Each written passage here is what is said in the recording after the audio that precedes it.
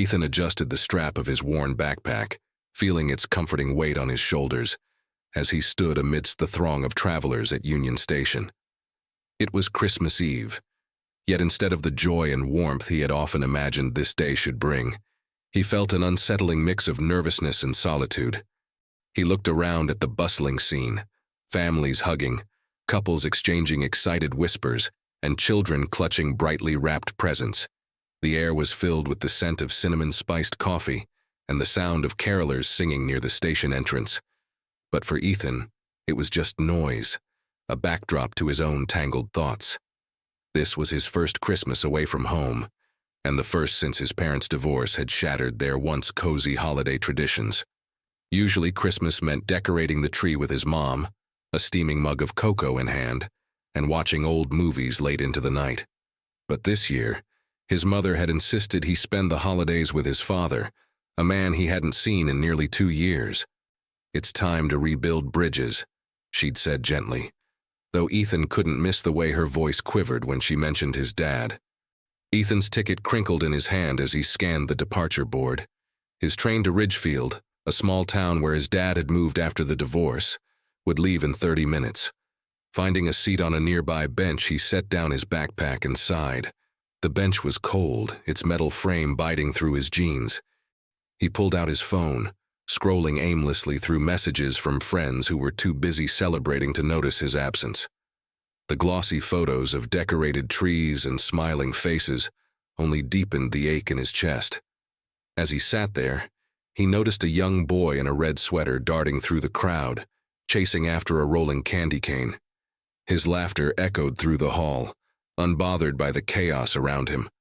For a fleeting moment, Ethan smiled, reminded of Christmas mornings when he was the one bursting with energy, shaking gifts under the tree. But the smile faded quickly. Those mornings felt like they belonged to another lifetime.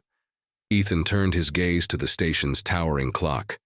Its hands moved steadily toward departure time, though to him, the seconds felt both too fast and unbearably slow. Nearby, a vendor's stand offered hot chocolate, its rich aroma mingling with the faint chill of winter air wafting through the open doors. Ethan thought about buying a cup, but hesitated.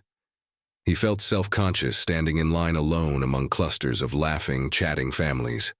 Instead, he shifted his attention to the windows high above the station's floor. Snow was beginning to fall outside, soft white flakes clinging to the glass. It was picturesque in a way that almost seemed staged, like something out of a postcard. Yet even the beauty of the scene couldn't lift the weight in his chest. "All aboard for Ridgefield," crackled a voice over the intercom, jolting Ethan from his thoughts. He stood, slinging his backpack over one shoulder and gripping his ticket tightly. Taking a deep breath, he joined the stream of passengers heading toward the platform. As the train's doors hissed open, he stepped inside, unsure of what awaited him but determined to face it. Settling into his seat by the window, Ethan watched the station slowly disappear as the train began its journey. He placed his forehead against the cool glass, gazing at the snow-dusted buildings that zipped past. Though he couldn't shake the loneliness that had followed him all day, he tried to focus on the promise of something different.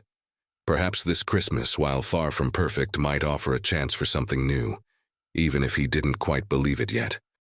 Ethan climbed aboard the train, his sneakers squeaking slightly against the polished floor. The car was sparsely filled, mostly with solitary travelers engrossed in their phones or staring out the window at the snow-covered platforms. He slid into a seat by the window, pressing his backpack to his side. As the train began to move, its rhythmic clatter against the tracks became a soothing backdrop to his swirling thoughts. His gaze wandered across the aisle and landed on a girl about his age sitting 2 rows ahead. Her long dark hair fell over one shoulder as she bent over a notebook, her pencil moving in swift, deliberate strokes. Ethan noticed her tongue peeking out slightly as she focused on her work, a habit that made him smile despite himself. Curiosity tugged at him. What could she be drawing? He debated with himself for a moment, his nerves whispering warnings, but his loneliness spurred him on. "Hey," he said, his voice hesitant as he leaned forward slightly. "What are you drawing?" The girl looked up, startled at first, but then she smiled.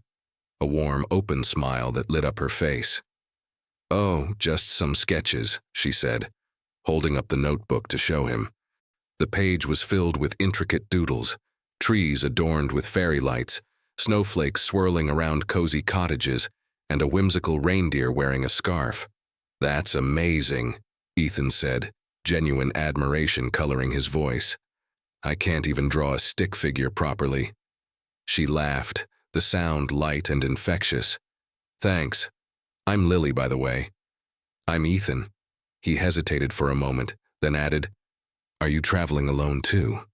Lily nodded, tucking a strand of hair behind her ear. "Yeah, I'm heading to my grandparents' place. They live in a tiny town up north. What about you?" Ethan explained his trip, sharing just enough about his father to hint at the awkwardness without delving too deep. Lily listened intently, her eyes reflecting a quiet understanding. "Spending Christmas away from home can be tough," she said softly. "But it's also a chance to see things differently, don't you think?" Ethan considered her words, surprised at the wisdom in her tone. "I guess you're right," he said. "Maybe this trip won't be so bad after all." They continued talking as the train sped through the winter landscape, their conversation weaving a thread of connection between two lonely travelers. As the train glided through snow-draped landscapes, Ethan and Lily's conversation deepened. What began as small talk about their journey soon morphed into something more personal. The initial shyness that had lingered between them gave way to a surprising ease, as if the train's gentle rhythm coaxed them into revealing pieces of themselves. "So, what's it like visiting your dad?" Lily asked, tilting her head slightly. She had set her sketchbook aside, her pencil tucked behind her ear. Ethan hesitated, unsure if he wanted to share the truth. "It's complicated," he finally said. "My parents split a while ago, and I haven't really seen him much since. This trip feels like a big deal, but I'm not sure I'm ready for it." He paused, staring out at the frosty world beyond the window.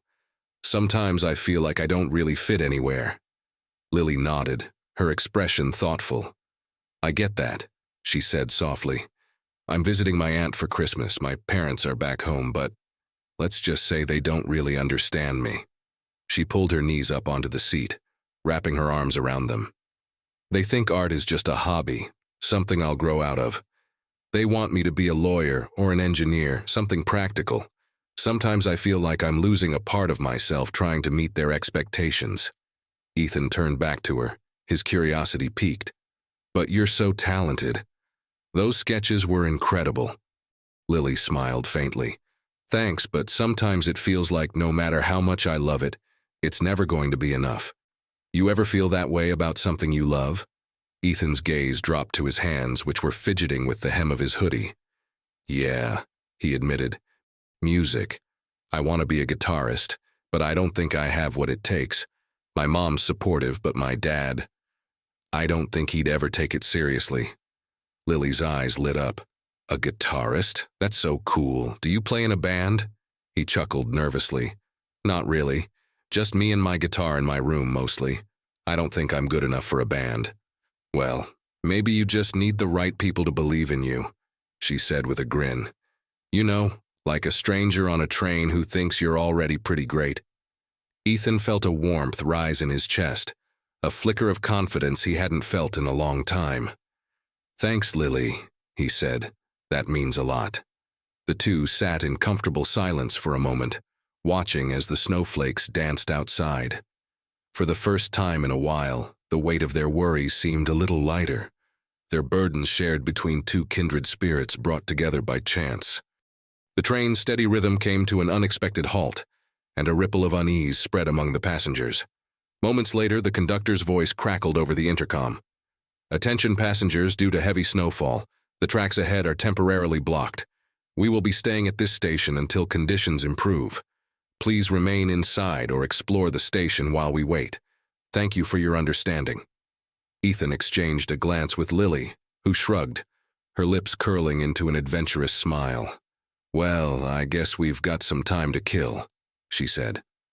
The station was small but charming, with vintage wooden benches and festive garlands strung along the walls. A brightly lit Christmas tree stood near the entrance, its ornaments twinkling like stars. Outside, the storm blanketed the world in white, muting all sounds except the occasional gust of wind. "Let's look around," Lily suggested, tugging her scarf tighter around her neck. Ethan hesitated but then nodded, feeling his curiosity outweigh his reluctance. They stepped out into the snow, the crisp air biting at their cheeks. The first stop was the station's tiny gift shop, which looked like it belonged in a postcard. Shelves were crammed with quirky trinkets, snow globes, handmade ornaments, and knitted scarves. Lily picked up a snow globe and shook it, watching the flurry settle over a miniature train. "This reminds me of when I was little," she said wistfully. "I used to imagine the people inside these snow globes lived magical lives." Ethan chuckled. "And I bet you drew those magical worlds in your sketchbooks." "Guilty as charged," Lily admitted, her cheeks flushing. As they wandered through the station, they found a piano tucked into a quiet corner. Lily's eyes lit up. "Do you play?" she asked. Ethan hesitated, then nodded. "A little." Lily pulled him toward the piano. "Show me." He sat down, his fingers brushing the keys, and played a simple, haunting melody. The notes filled the air, drawing the attention of a few other passengers who paused to listen. When he finished, Lily clapped softly. "That was beautiful," she said. Blushing, Ethan shrugged. "It's just something I made up. Music helps me sort through things." Inspired by the moment, Lily reached into her bag and pulled out her sketchbook. Flipping to a blank page, she began drawing. After a few minutes, she tore the page out and handed it to Ethan. "This is for you," she said. The sketch depicted a boy at a piano, surrounded by swirling snowflakes. Ethan stared at it, touched. "Thank you," he said. Reaching into his pocket, he pulled out an old guitar pick. "Here," he said, handing it to her. "It's not much, but this is from when I wrote my first song. I think you'll appreciate it more than I do." Their eyes met, and for a moment the cold and uncertainty faded, replaced by a sense of connection and warmth. As they returned to the waiting room, laughter and conversation carried them through the rest of the evening, turning what could have been a frustrating delay into a memory neither of them would forget. The first rays of dawn filtered through the train windows as the conductor's announcement crackled to life. "We'll be departing shortly. Please return to your seats and prepare for the journey ahead." Ethan felt a pang of disappointment as he and Lily returned to their spots, their brief adventure coming to an end. He had barely noticed the hours slipping by as they explored the station, shared stories, and laughed at silly jokes. Now, the realization that they would soon part ways settled over him like the lingering cold from the snowstorm. Lily tucked her sketchbook into her bag, glancing over at Ethan. "Well, I guess this is it," she said with a small smile. Ethan nodded, his mind racing.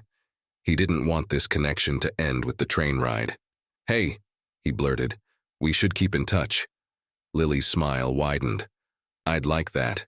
She reached into her bag, pulled out a pen, and scribbled her phone number on the corner of one of her sketches. Tearing it off, she handed it to him. "Here, something to remember me by." Ethan looked at the sketch, a delicate drawing of the snow-covered station, complete with the glowing Christmas tree. "Thanks," he said, his voice thick with gratitude. "Wait here." Rummaging through his backpack, he pulled out an old guitar pick. It wasn't much, but it was something deeply personal, a token of his dreams as a musician.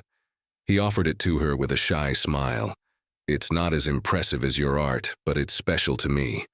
Lily took the pick carefully, turning it over in her fingers. "It's perfect," she said, slipping it into her pocket. As the train began to move, they both stood by their seats exchanging a final wave before Lily disappeared into another car. Ethan sat back, the sketch still in his hand, and felt an unfamiliar warmth bloom in his chest. When the train pulled into Ridgefield, he stepped onto the platform with a renewed sense of purpose. The weight of the past seemed lighter now, replaced by the hope of new beginnings. He was ready, not only to reconnect with his father, but to embrace the uncertainties ahead.